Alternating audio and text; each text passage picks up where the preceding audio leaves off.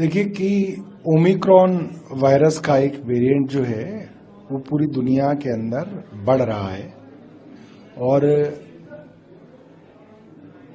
भारत के अंदर खास करके सदर्न स्टेट्स जो हैं केरला, कर्नाटका, उधर की तरफ भी इसको आइडेंटिफाई किया गया है।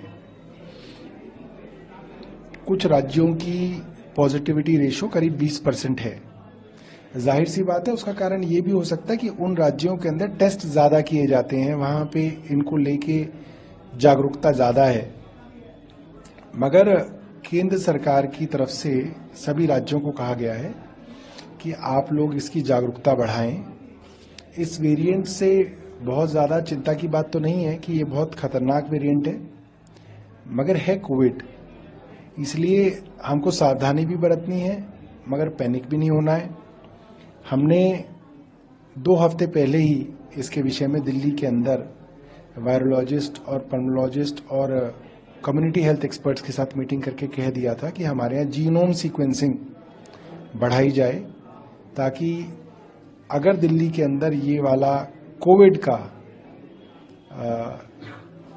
जो वेरिएंट है वो दिखता है तो हम लोग अलर्ट पे जाएं। साथ ही जो है हमारे यहाँ कोविड के लिए जो तैयारियां थी उसको दोबारा से हम लोग जो है दुरुस्त कर रहे हैं, चाहे ऑक्सीजन सप्लाई का मामला हो, चाहे बेड का मामला हो, उस सब को जो है हम लोग रिव्यू कर रहे हैं। मेरे हिसाब से इस वक्त लोगों को पैनिक की जरूरत नहीं है, मगर सचेत रहने की जरूरत है।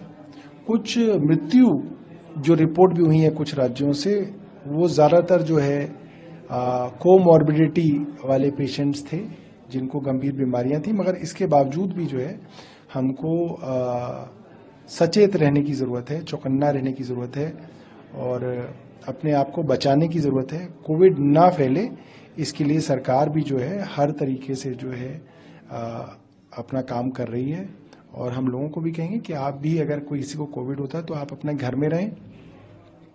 अभी तक जो इस वेरिएंट के पेशेंट्स हैं 90% से ज्यादा पेशेंट जो हैं वो घर में ही ठीक हो रहे हैं, होम आइसोलेशन में ठीक हो रहे हैं।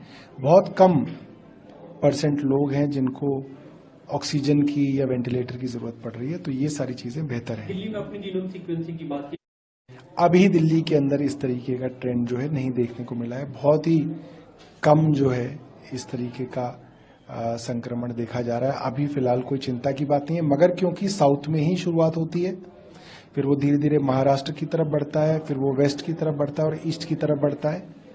और क्योंकि दिल्ली के अंदर अंतर्राष्ट्रीय फ्लाइट्स बहुत सारी हैं, अंतर्राष्ट्रीय यात्री आते हैं, इसलिए दिल्ली के अंदर जनरली और बॉम्बे के अंदर इस तरीके की शुरुआत होती है। एयरपोर्ट पे क्या फ्रिस्किंग चेकिंग की कोई ये कुछ हेल्थ मिनिस्टर्स ने केंद्र सरकार के मंत्री से पूछा था कि क्या एयरपोर्ट पे कोई प्रोटोकॉल केंद्र सरकार जारी कर रही है, तो इसका जो है मुझे नहीं लगता कि कोई अभी इस तरीके की तैयारी केंद्र सरकार ने की है। मॉक ड्रिल को लेकर कोई चर्चा हो? मॉक ड्रिल के लिए कहा गया है, हमने पहले भी मॉक ड्रिल की थी। मैंने कहा भी है कि हम समय समय पे मॉक ड्रिल करते रहें और हमने जो हमारे ऑक्सीजन प्लांट्स हैं उन सब के लिए जो है अपने प्रशासन को कह दिया है कि वो सब जो है सही रहें और काम पे रहें, इसको देखा जाए, इंश्योर किया जाए।